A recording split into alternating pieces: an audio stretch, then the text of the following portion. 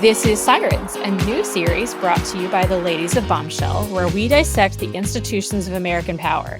Join us as we sound the alarm on technology, governance, and national security issues, and maybe lure some men to their deaths, and or talk about unitary executive power or any other weird Dick Cheney theory that you might have a weird obsession about. You should, if you really like those, you should listen to our last mini with Laura Dickinson, who gave an incredible deep dive on that. I'm Lauren DeYoung-Shulman. I'm Erin Simpson. And I'm Rada Iyengar-Plum. And we are back. And finally, just as we begin our episode, my dog has finished eating her dinner and drinking her water all at one time, which I appreciate. Thank you, Eliza. So we're recording today on Monday, October 27th. When I was in the car this morning on the way to a doctor's appointment, I learned that the French had arrested 2 of the people who had apparently broken into the Louvre and stolen the crown jewels. And much to my disbelief / sadness, it was not the Pink Panther gang or anyone else like weirdly famous. It was like 2 randos. But a more important question that I really have for everybody is, if you were going to do an art heist, which museum would you target? I mean, the smaller European ones, although not that the Louvre is small, seem to have much less security, right? Like people with some frequency seem to just walk in and take things off walls and walk out. That's how Edvard Munch's Scream got stolen once upon a time. Oh, I don't know. Maybe that's it. That's a good question. I have to. I mean, I guess I like Picasso, but like stealing Picasso's doesn't seem to have. It's kind of banal. Let me think about it. Rada, where would you go?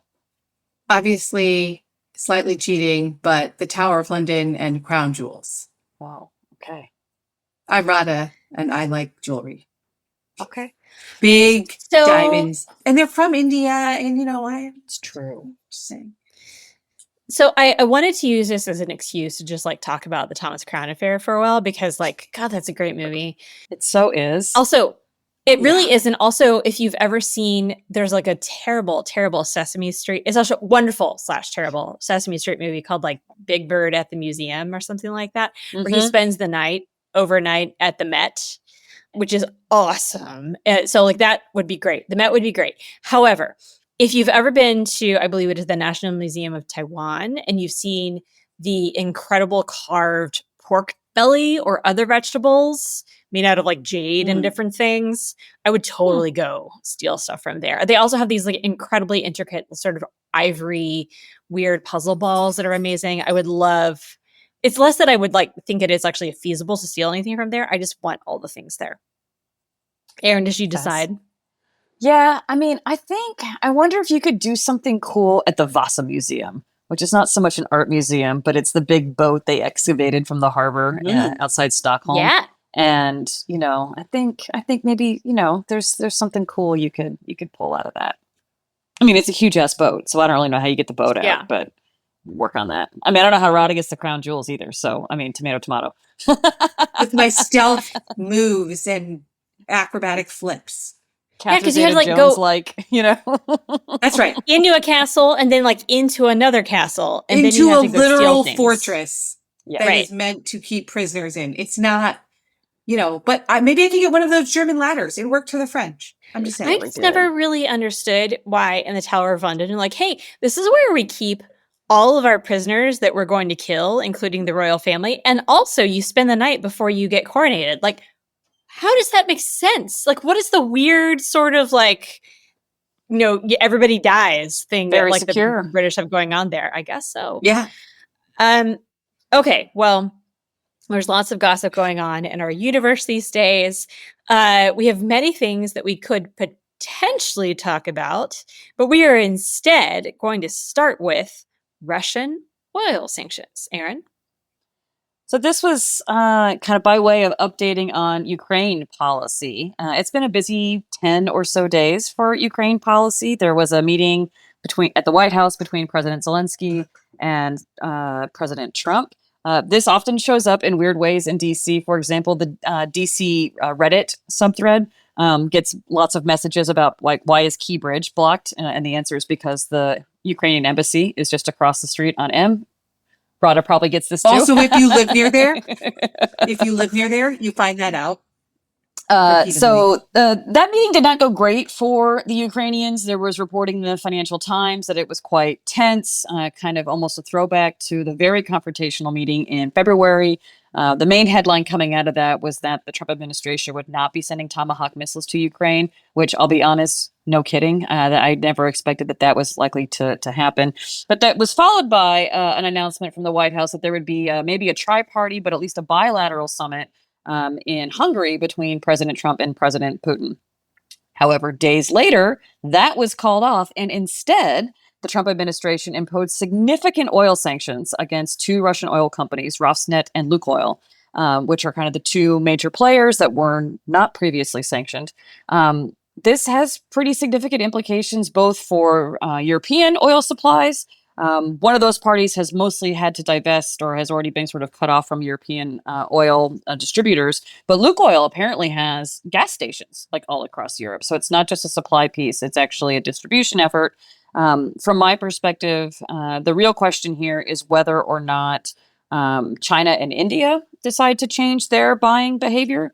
Current indications are that there are some near-term effects, but sort of TBD on whether the long-term buying patterns of China and India will change. It just turns out Russian oil is really cheap, and it's hard to, even with sanctions, that may be a cost you're willing to accept.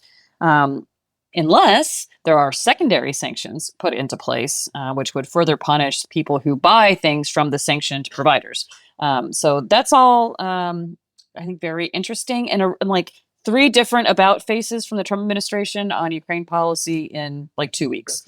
So I don't know if that's like par for the course, but it feels like a lot. I mean, that's just like more than you would typically want from the White House in any given period of time.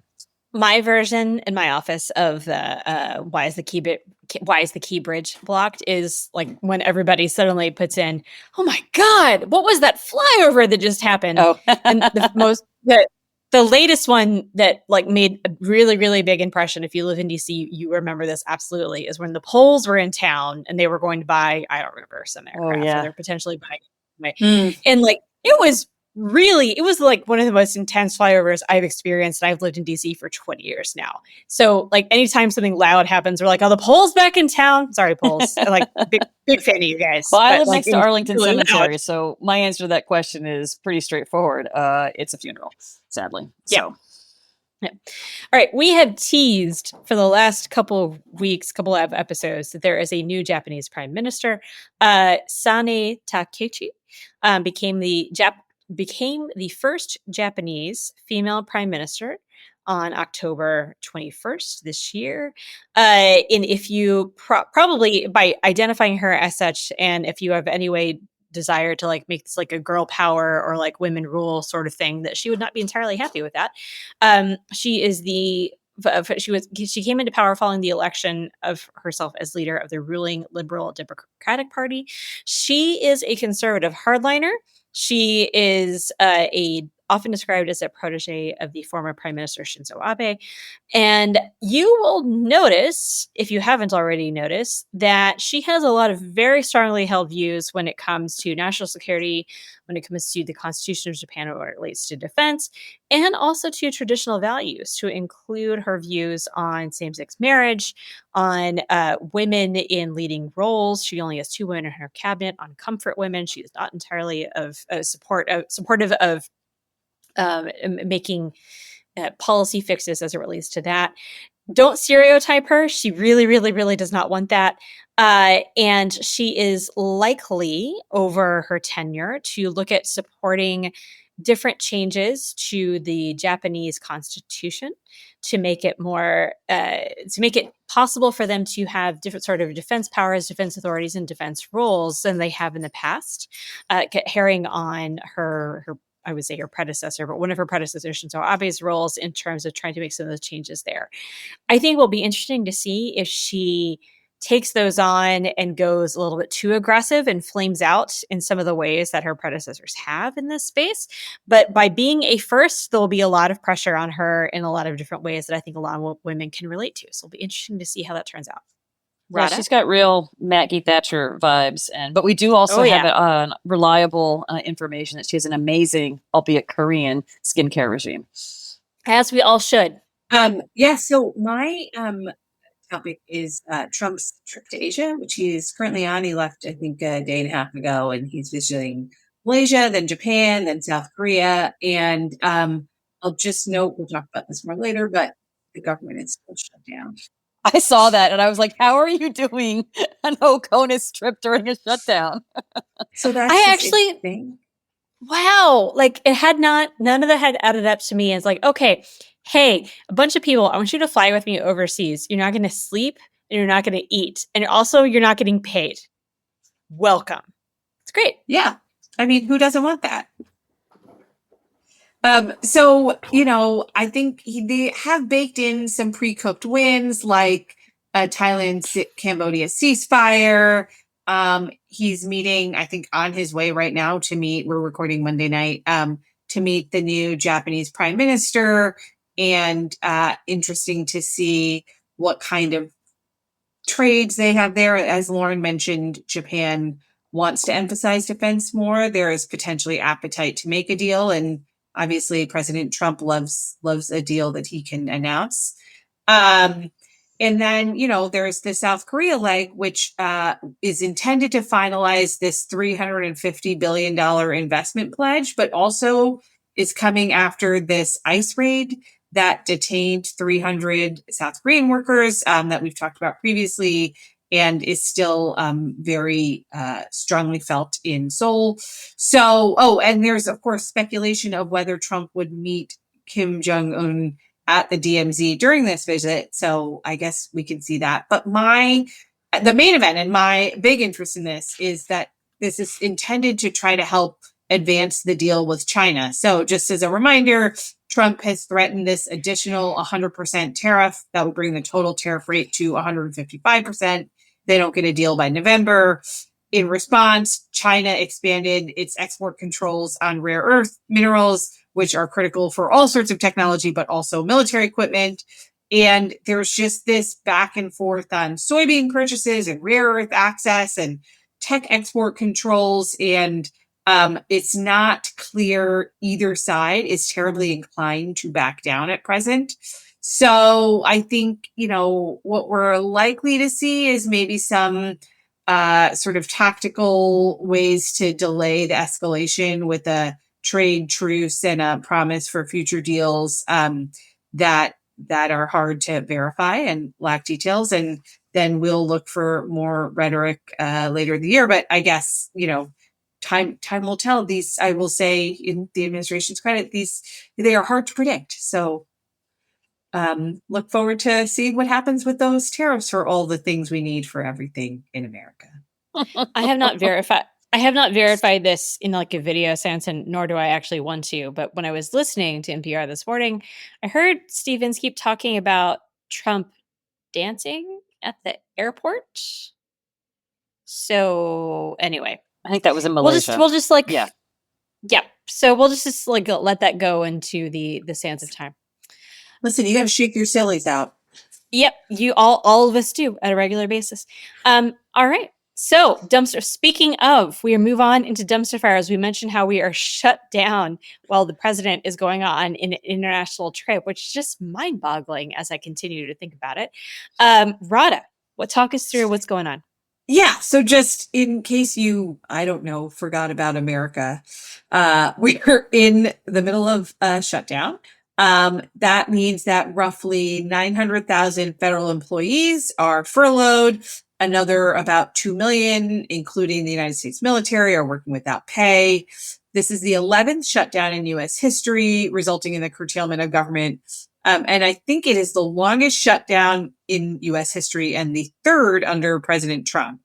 And the standoff is longest largely full related. Shutdown, I think. Well, yes. The core kind of element is related to healthcare subsidies, which has Democrats and Republicans basically at loggerheads. So maybe as just a core starting point, we can start by talking about what is, given that the government does shut down, unfortunately, not infrequently, what makes this shutdown unprecedented or unusual in terms of government operations?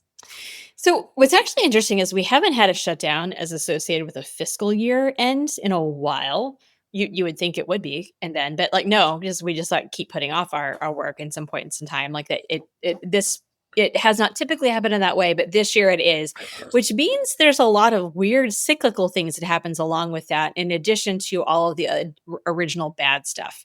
So because we have mandatory funding on a lot of important issues, which is great, on Medicare, Medicaid, and other issues, there are things that are continue to function at the bare bones and deliver services in some ways, in addition to those things that are functioning at a bare bones without getting paid, which is an entirely separate issue. So anytime you go to the airport and you see your friends at TSA or you see your air traffic controllers, just know that they're keeping you safe in a whole variety of ways while not getting paid and not being able to feed their families. That makes everyone feel even safer. There's a lot of other agencies that are doing things that are critical to your everyday safety and well-being, whether that be National Institute for Health, Centers for Disease Control, the WIC program, that are either fully suspending operations or partially suspending operations, or to the degree that they're actually working every day, once again, not being paid and not able to get money out the door to their many grant and other programmatic recipients who would be delivering services to the American people. Some things have weird downstream effects. So Social Security continues to be paid, but you would have expected a cost of living adjustment to occur based on the September CPI figures. That is not happening because, believe it or not, I actually probably believe it, our friends at the Labor Department release all sorts of facts and figures that we've talked about in prior episodes that impact whether it be cost of living adjustments or other things that the Fed uses or many other things that private industry uses. Some of those, or many of those, are suspended. Some of them have come through and will impact things like Social Security benefits. But overall, the Labor Department's really important releases are either slowed or shut down altogether. And we're at a point right now where there's a lot of GOP leaders, I say a lot, at least like single figures, are suggesting that Trump seems to be open to shutdown talks with Democrats, because we are now hitting this point of like, hey, is this good for the market? Versus a shutdown is actually causing lots of challenges, the imminent tariffs, and we see ambiguity over responsibility. Like, I think the biggest question is going to be, do Republicans think this is going to impact their chances in 2026? And when that becomes a real thing for them, then they'll say like, hey, hold up. So before I think I want to dig in on the broader economic and national security effects, I think it's worth maybe just taking a moment on the human impact. So we talked about 900,000 federal employees being furloughed, which means they're home and not working, another 2 million working without pay. So maybe, and then the benefit. So maybe it's worth just taking a minute to talk about kind of what the impact of the government not being open and having money out the door means. Yeah. So let's start actually with federal workers, because it's really important to associate federal workers are the ones that make the benefits, the distribution of funding, the actual things getting done in the world. They make that happen. So hundreds of thousands of federal employees are furloughed. That means that they are not being paid. And it means that those who are working at all are not. So it means that hundreds of thousands of employees are not being paid. Some of them are working. Many of them are not. So many critical functions that you assume just happen day to day are not actually occurring. So there are over 700,000 that are deemed what we call accepted. So like air traffic controllers and others who are showing up. And again, as I mentioned before, they're doing all this work and have been for a few weeks and just missed their first paycheck without pay. That also includes law enforcement. And pretty soon it will include the military, because even though they've had this brief infusion of pay, that's not likely to be able to continue, particularly since, even though we've had this bizarre donation that we'll talk about in a second, the U.S. military just does not have the reserve funds to be able to continue to do that pay in some way. So that means that, and we'll talk about this in a second, there are many members of the military who receive SNAP benefits who are not able to receive pay at this moment, who are not able to, in addition to that, receive food and welfare benefits beyond that to be able to support their families. We actually just saw, those of you who live in the DC area, the Capital Area Food Bank distributed canned and dried goods only to many households of federal employees and contractors. They had been expecting around 150 people. They had almost triple that almost double that, as they were trying to deal with like that ongoing demand. And many food banks around the country are dealing with this. But stepping back, big picture, SNAP benefits, which are those food and welfare benefits distributed to those who are vulnerable families across the country, they will be suspended starting on November 1st, even though they don't have to be. We'll get to that hopefully in a second. That means more than 42 million Americans who rely on that, children, older adults, people with disabilities, people on very low incomes, will not receive those. And they have to face immediate trade-offs, skipping meals, reducing food, choosing between food and utilities or medicine, and many things that none of us want to face at any point in time. It stresses those infrastructures that would otherwise be able to support them. There's a lot of food assistance infrastructure, your local food banks, who, in addition to the local support they receive, rely on federal support to be able to make their assistance possible. So they've already had a ton of pressure based on higher demand. They are also receiving pressure based on like less support they're receiving from federal and state sources. And all of that funding, if you, for whatever reason, don't care about people going hungry, has a huge multiplier effect, meaning that benefit cuts ripple across the rest of the economy. So overall, we're in hell. Great. Well, moving from that not very uplifting landscape to the broader maybe industry implications.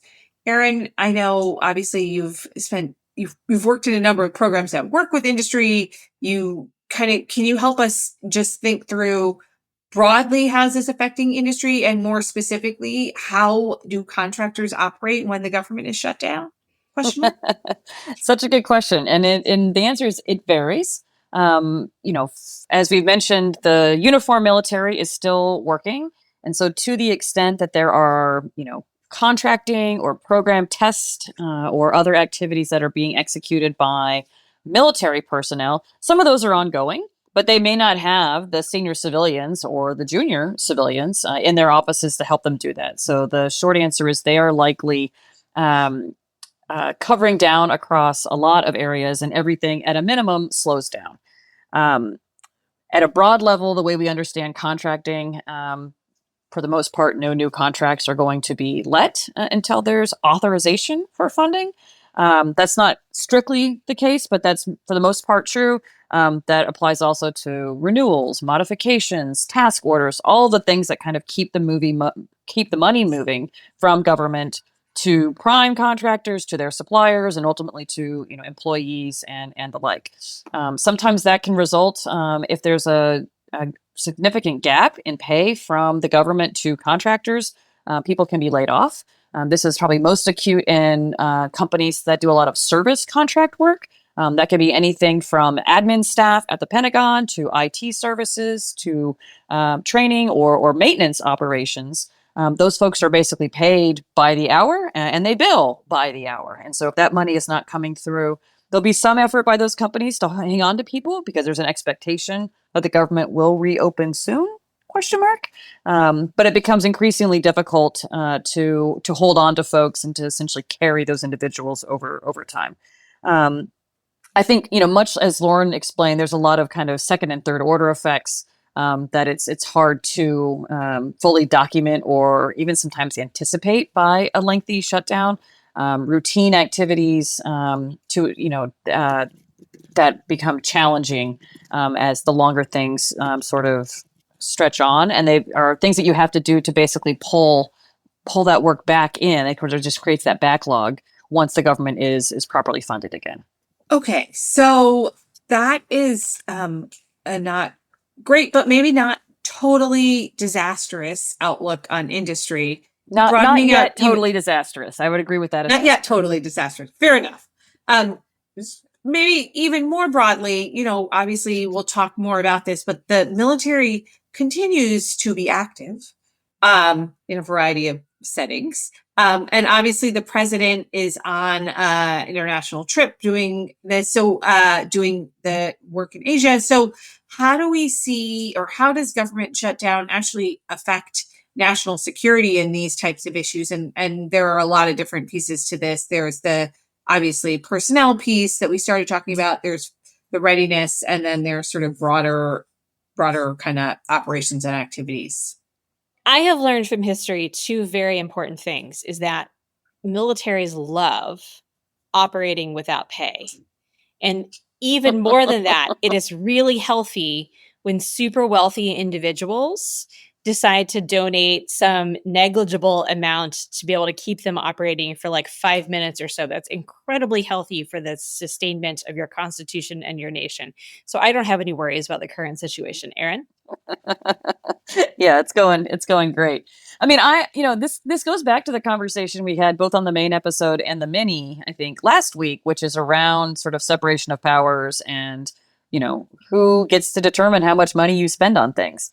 And, in terms of the Constitution, it turns out that's with Congress and not, I don't know, the Office of Management and Budget.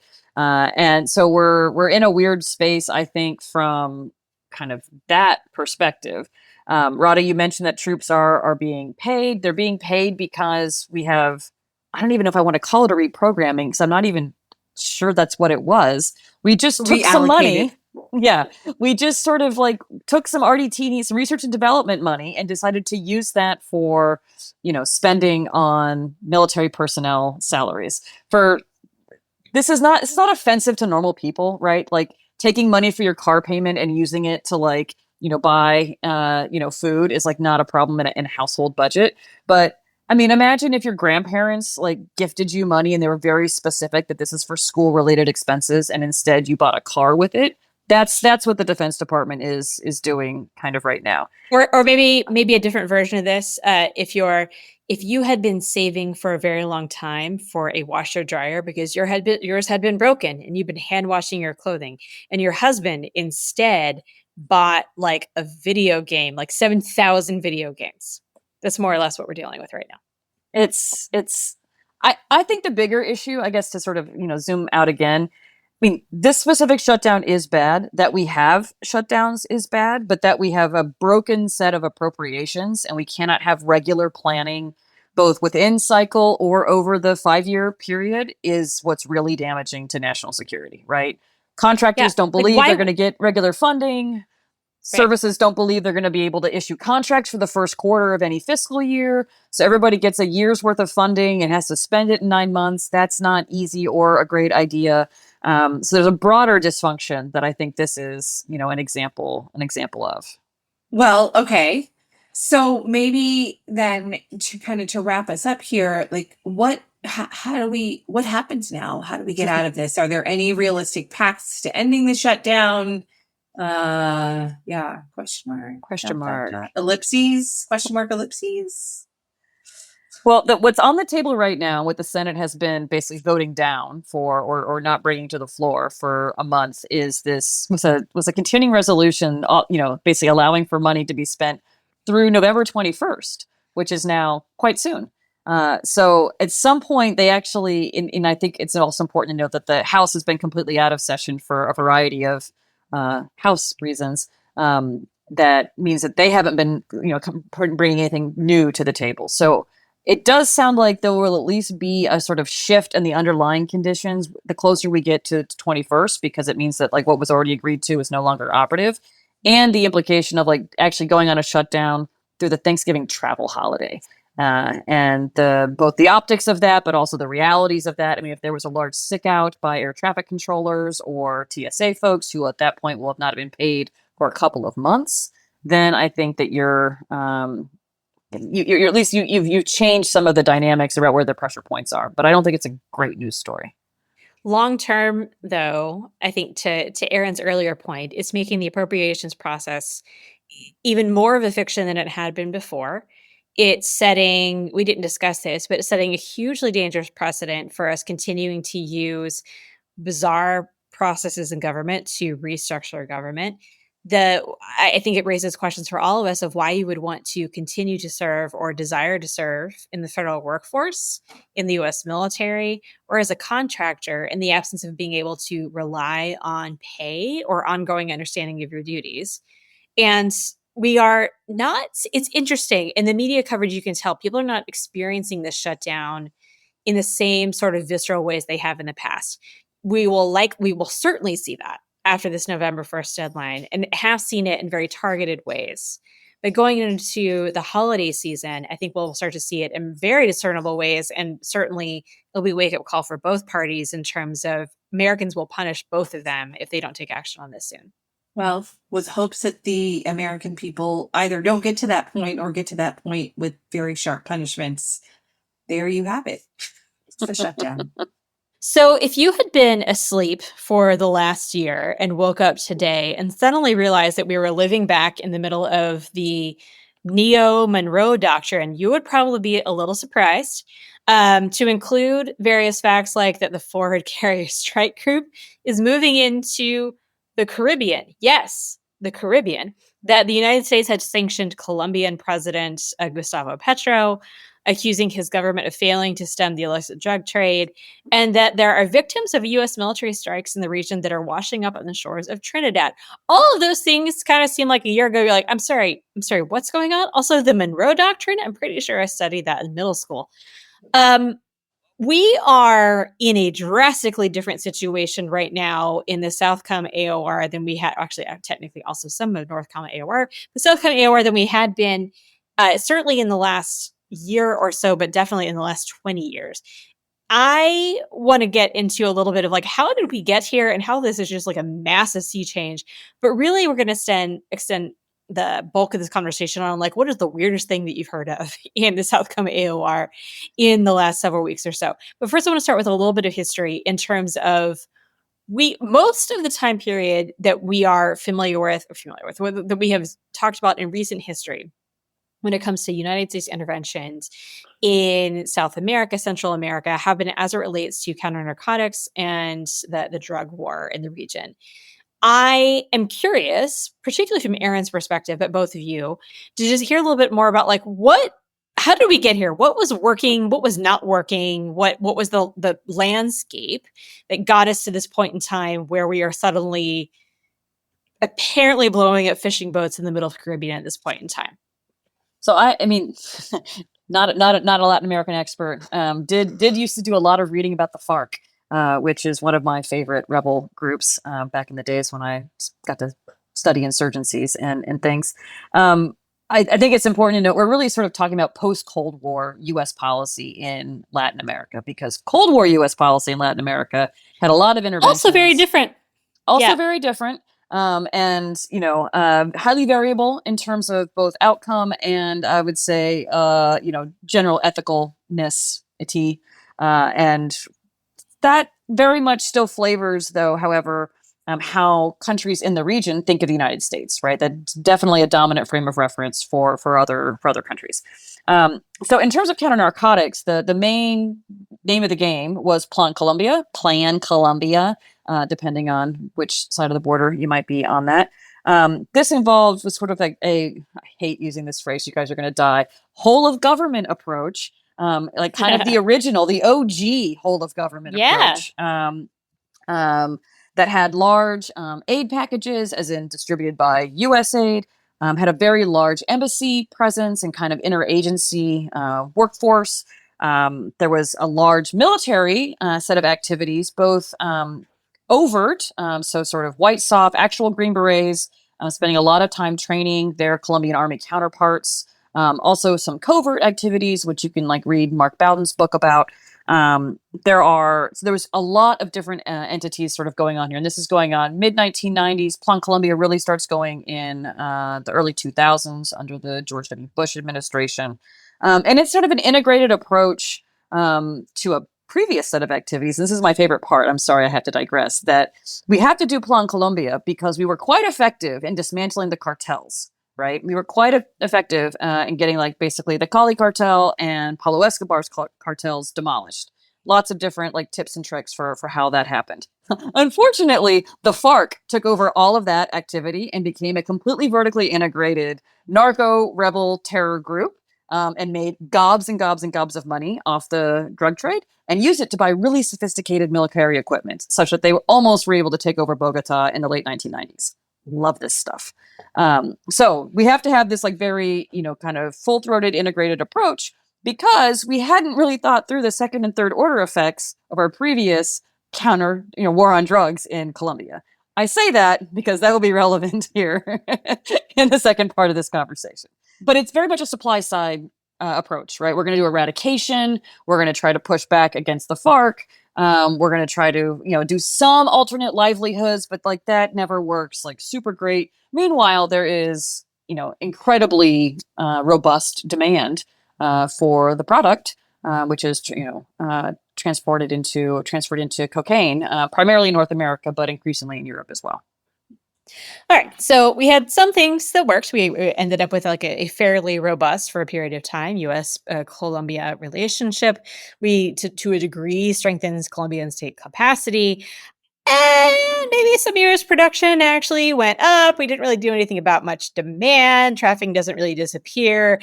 And I'm interested, before we get into like where are we now, what has changed since those days? Like building on your point, Aaron, about how we dismantled the cartels and also built up the FARC, and now here we are today, where the networks have been fairly decentralized and fragmentary. Yeah, so The Economist actually had a really good piece on this last week, and it's very much through the lens of the political economy of the narcotics trade, which, Rada will also probably love. But it turns out that basically drug markets work like most markets, right? If there's a lot of competition, there can be a lot of innovation. So, Lauren, as you know, right, there's been after this like vertically integrated period where the FARC dominated everything, as the FARC both moves toward a broader peace deal with the Colombian government and it's kind of fractured in terms of its domination of each segment of that market. We get a lot more specialization. So some folks really just do like transportation in the Caribbean route. Other folks are doing, creating new Pacific routes. Other folks are specialists in terms of like working with the Mexican cartels. There's been increasing activity in Europe, including some incredible innovation around how you transport precursors to cocaine, so coca powder, in things that don't look like cocaine and don't smell like cocaine, and then you do the chemical processes in Europe. So, I mean, it's straight out of the movies in some ways, except that it's a gajillion-dollar global trade. So it is a very resilient set of networks. It's a very distributed set of activities, and it's not exactly amenable to large-scale military strikes as disruption activities. Rod, I don't know if you have anything else on that. Just like two additional pieces, which is one, I think this is like kind of harkening back to your second and third order effects. This is a little bit like in a game theory structure, like you've got a multi-game interaction here, and you have networks that are adapting through to the like forces that they've applied. So they are resilient to a lot of the pressure points we had before. I think that is relevant, though not entirely consistent with the current approach, but relevant to say that that previous approach that was focused on building partner capacity, which are now sort of like dirty words, and on a very integrated sort of intervention into a unitary monopolist structure, is just not effective in the current networks.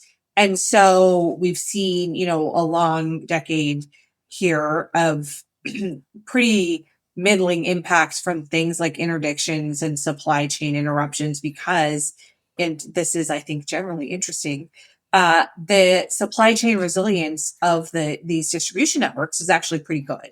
And so I think just those pieces tell you something about both why things aren't working, but also I hesitate to use the word justify, but in a way to try to understand why extreme alternative actions might be something that gets put on the table. It is, what are the levers left to shock the network into a different kind of equilibrium or different kind of systems? And that, I think, is part of the backstory of how we got to where we are now. All right, you guys are gonna murder me because we are over time, but you all remember the downfall parodies that used to be shared on YouTube's. Okay. So my favorite one, which I have definitely mentioned on Bombshell before, is that like people tell Hitler about sequestration and he goes on his like it's the usual downfall thing and they tell him about like we got to cut the military budget and he does his rant and he ends it with what are we going to do? Build partner capacity? And I just loved that so much. It's just like it's such like a perfect encapsulation of like building partner capacity right there. Anyway, okay, so you have been Rumpelstiltskin. You have been asleep for years. You wake up and you're now suddenly in the middle of the Trump administration, and you're like, "I'm sorry, are we like using drones in the Caribbean? What's happening here?" So I want to like so there's obviously a lot of intellectual conversations we can have in this space, and we will try. But I really want to just try to encapsulate the weirdness of what is happening right now by starting with exactly this question of what is the weirdest thing that you are experiencing as a person who has lived in the national security space for the last 2 decades in the Southcom AOR. And I'll start with Rada. So here is the like slightly out of body experience I have. Having worked in the special operations office in sort of 2011 to 2014 era, 2010, early 20. The amount of time and energy we put into contorting ourselves into justifying why these legislative authorizations use of military force meant we could cover all different kinds of Al-Qaeda adherents and its affiliates, drawing the line between groups that had literally split from Al-Qaeda, figuring out how we use it to cover it. Like just the mental gymnastics, the legal gymnastics, the parsing of continuing, comma imminent, and whether both had to be satisfied. All of that work on authorization of use of military force. And turns out we could have just said, meh, we don't like these guys and we're going to bomb them. And then just bomb them and not explained it to anyone and not justified it in any way, or just vaguely waved our hands at Article 2 and called it a day. And so like the combination of this like geographic scope where it's in the Caribbean, like just like you've got, as you said in the beginning, I think like victims washing up on the shores of Trinidad and these strikes, these movements of forces, and then the complete and lack of utter any effort, even to like try to pretend that you could justify these uses of bill, even Article 2, even just anything that's like, this is why we believe these threats rise to the authority that we can conduct military operations. We can move military forces. We don't need congressional authorization. We don't need to justify it. I mean, I suppose a word is creative, but it is a real like, another word is illegal. It's like, yes. On the one hand, like, yes, but on the other hand, I mean, it's expedient. So yeah, anyway, this is my, like, I had joked once that the Zero Dark 30 should have just been a montage scene of varying increasingly more senior lawyers meetings. And apparently they've fired all the lawyers. So now they don't have those meetings. All right. Well, mine, relatedly, is the resignation of Alvin Halsey, who is the United States Southcom commander, who resigned recently, but didn't really give a reason. And that is kind of insane to me for a lot of reasons. So let me say, to be clear, he's a 4-star admiral, right? Yes. And he just decided that it was time to go. I'm out. He had been in command for a year and had a few years left on his tenure here. He has not, to my knowledge, disclosed any health reasons for his departure, any ethical reasons for his departure, or any other reasons of like, I'm out, time to go. And like all of those would have been totally fine. If you're going to leave your military 4-star admiral post early, which to be clear, Southcom is a good post. You are a god. You have a plane. You have lots of people. You apparently are in charge of like the main theater of operations in the United States military at this point in time. You live in Miami.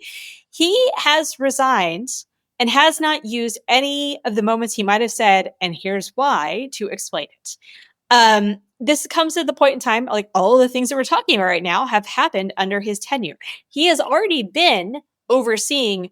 So if he had an ethical problem with anything that was going on, He's already been overseeing it. He could have used this as a moment to say, like, oh, it's bad. I don't want to be a part of this. Things continue to be under his tenure. So if he was fine with them, be like, hey, this is like you're leaving in the middle of the biggest moment of your career as we move F-35s and destroyers and carrier strike groups and conduct legal strikes in your area operations, and you're leaving. I have no problem with military officers saying, I cannot do this and I'm out. But usually it's and there's a reason, and you should know it because it's really important to national security to not just be like piecing out at a point in time in the middle of a really, really big deal that's going on. People in the US military culture make a really big deal out of resigning for ethical reasons, resigning for a point, leaving in order to make an objection of some kind. That is apparently not what is happening right now, and it blows my mind. So I'm torn between our pursuit of potentially two, how should I say it, insane policies tied up in all of these movements. Two policies that I would have thought were pretty thoroughly debunked in our adult lives. One of which we've sort of talked about, right, which is using large-scale military force in a drug war.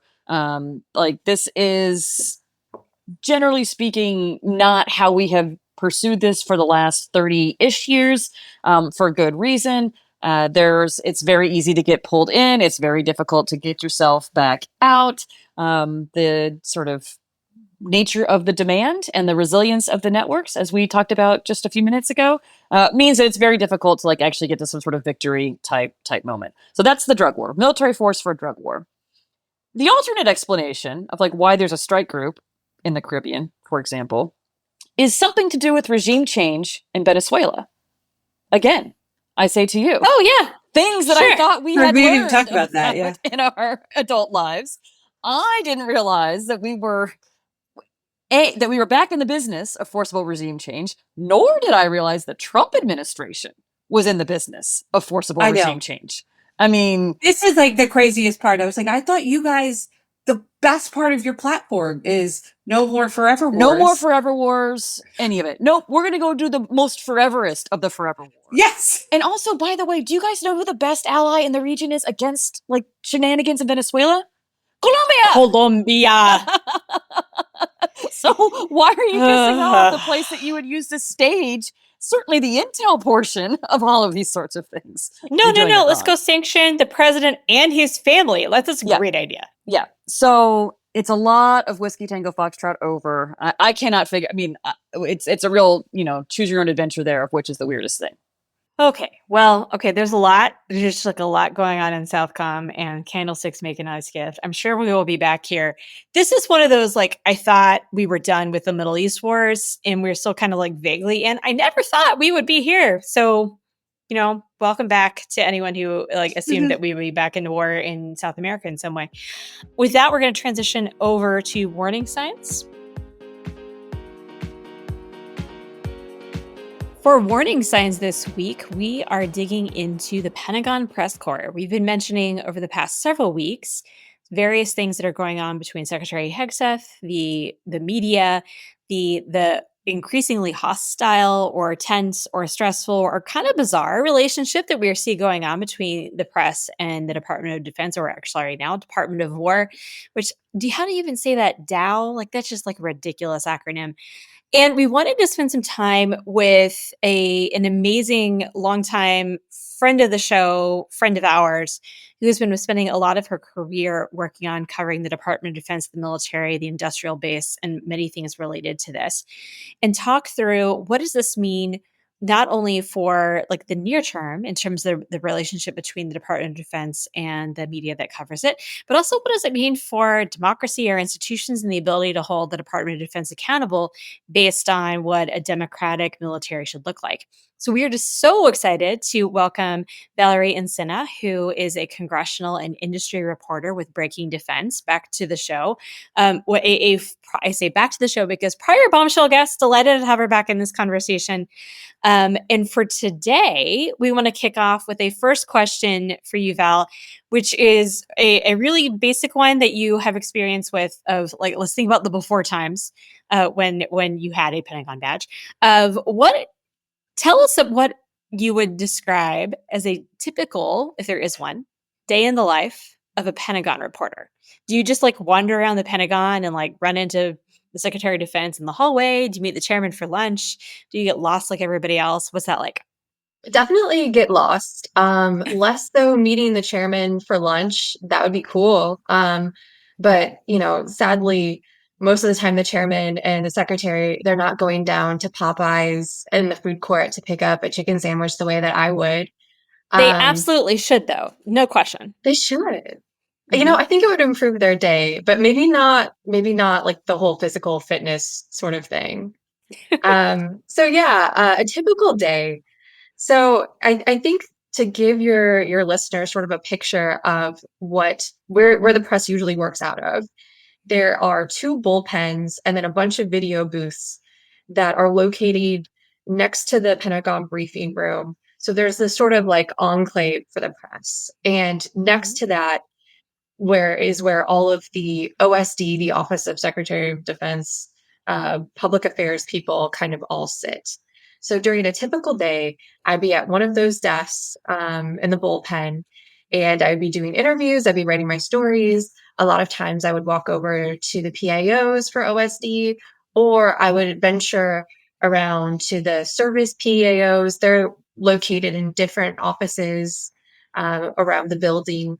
Sometimes it's because, I wanted a question answered. Sometimes it's just because I like to chat. I'm a gabber.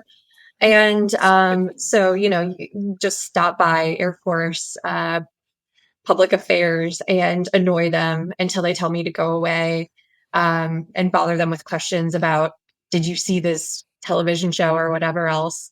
Um, so I think one thing in this whole discussion that's kind of been mischaracterized a little bit is the amount of access that Pentagon reporters have. We have access to all of the unclassified spaces in the Pentagon. Mhm. Um, we have a similar level of movement as the guys working at Starbucks or like the janitors, but those people actually have way more access than we do because the janitors can like go into certain offices that we cannot get into. And before we get to the most recent events, maybe it's just helpful for context to take a second and sort of, since the change in administration. So prior to this, newest set of things that reporters were asked to decide, how have things been different this year? Overall, or have they been different? Was this sort of change out of the blue, or has there been a sense of an end of that kind of special type of relationship? I think that it was a pretty dramatic change from the get-go. Broadly speaking, I think there's always been certain norms that were preserved in the past, even within the first Trump administration. There would be pretty frequent briefings, either on camera or off, or there would be, you would have journalists go on trips. There was Yep. just traditions that were kind of upheld of, you know, certain news networks had their spaces for filming.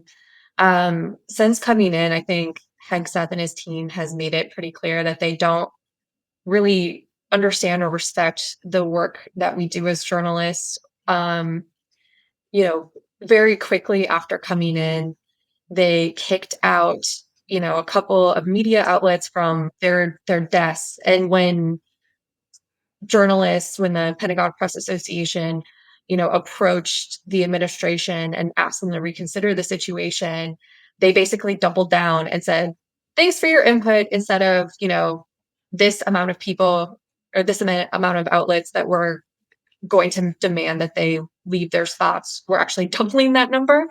And they, for the most part, replaced those like long held spots with right wing news outlets.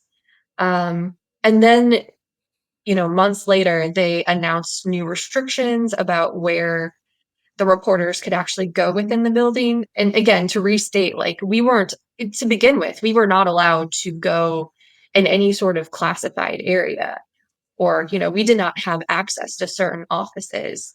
But now we're restricted to a point where we can really only go to OSD public affairs and the cafeteria we don't even have the ability to walk over to Army public affairs or Navy public affairs or Air Force public affairs, which is, really, really unfortunate. And then in September, we got this new requirement to be able to keep our badges. We had to sign this agreement. I think on top of that, just the way that the administration talks about the media, the way that the department leadership talks about the media is very different from in the past. It's very combative. I don't think we've ever seen that in the past. There's almost a lack of professionalism in some cases. Like, I think everyone saw Hegseth calling out Jen Griffith from Fox, who's someone that has a ton of respect, no matter whether you're a Democrat or a Republican, that's someone that is sort of known for shooting straight. So I think that is telling for just the overall level of the relationship and how that's changed, I suppose. You mentioned the agreement you all asked to sign. And so just to lay out bare facts, can you just lay out a little bit here's what you were asked to sign, but I think somewhat more importantly, most of us are not journalists who are listening to this episode. Why was that antithetical to how both you and the broader Pentagon press corps approach your roles? And why did I think more or less as a body, the large papers in the defense trades, they chose not to sign this agreement and walked away. So just love to hear a little bit more about that, and then we can get more into the so how does this work now? What world are we in at this point? Yeah. So essentially, the department gave us a 21-page document, which was very different than the single-page document that we had to sign in the past to get a badge. I kind of want to debunk two myths that I think the administration kind of keeps talking about. We already, had to wear our Pentagon badges every time we were in the building, have them visible above our, on our chest. So we were already doing that. That was not an issue for us. And in terms of the other thing that they keep talking about is we wanted unfettered access to the building. Again, we wanted to just retain the access that we already have. We weren't looking to try to get into classified areas. We understand that those areas need to be kept for classified information. The big issue was that there was language in there that essentially kind of criminalized talking to reporters. Basically said that anyone in the Defense Department needed to have formal permission to talk to a reporter, and if they didn't have that permission, they were committing some sort of criminal act. And it implied that any reporter that tried to solicit information, even if it was trying to get information that was unclassified, hey, if you know anything about this, send me an email. You can reach me on Signal. That could be seen as trying to solicit classified or sensitive information, and that we could be kicked out of the Pentagon or potentially even legally prosecuted. So there were really serious concerns among the lawyers of all of the news organizations that we could potentially open ourselves up to criminal charges by signing this document and saying that we understand what DOD is saying to be true. So, only 2 reporters out of the 110 members of the Pentagon Press Association signed the new agreement. It was an Indian freelancer and the reporter for OAN. But I think it's really also important to note that there are tons of conservative media outlets that said, no, we can't do this. Our lawyers say we cannot do this, from Fox News, Washington Times, Newsmax. They all took a look at this and they're like, nope, this is not something we're willing to do because it just opens us up to litigation potentially. If you enjoyed the beginning of our discussion with Valerie Insinna, a reporter with Breaking Defense and longtime Pentagon press corps member, check out our mini episode for our 30-minute interview with Val coming out later this week. So for the Gong Show this week, I think we're a little delayed in having this conversation, and really it's a conversation that everybody should have in their lives. And that is when you are protesting the bad people, whoever the bad people are in your life, what is the blow up costume that you would take along for a ride, as it were? So I have to say, when I was Googling some possible answers to this, I was really hopeful that the Hello Kitty character Bots Maru would have a proper inflatable costume to go along. He's like the eye-rolling penguin, and that's very much my jam. Sadly, there is not.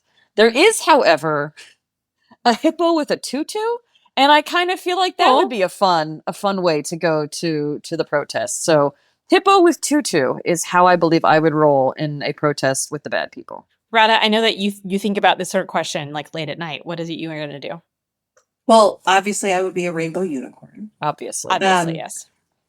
Just let's be clear. Also, maybe put some crown jewels on it while we're at it. I mean, if we're protesting, here we are. If you're going to have street theater, you should really do it up. For a penny. But I will say that I have a growing affection for the frogs, because I had assumed they were like identical frogs, but similarly in researching this, determined there are a variety of frogs. There are frogs with tutus. There are frogs with crowns. There are frogs with spotted things and neckties. The frog is not wearing any other clothes. Why would he put on a tie? That can't be comfortable. And yet, here we are. So I don't know. Do frogs even have necks? I mean, questions. Anyway. Yeah. Lauren, what is your inflatable protest costume? So I just feel like all of these costumes would be very sweaty. And so I am going to So I'm going to do the one where you are half out of it, but it appears as though you are riding on an animal, like one with a horse. And I just really want to get like a rooster or a chicken costume. There's not any good reason why, except for just like roosters. Those are awesome. I kind of love them as creatures. So like me on the back of a rooster, wandering around, protesting the fascists. That seems like a good way to start the day. I just will note that in my head, every time anyone refers to chicken, all I hear is lava chicken playing over and over again. And that's now what I will see of you riding a rooster. Lava chicken. All right. Well, this closes another amazing episode of Sirens. If you have not rated us on your podcast platform of choice, why not? Tell us how much you love us, or don't tell us anything else. Just tell us how much you love us. We'll see you next time.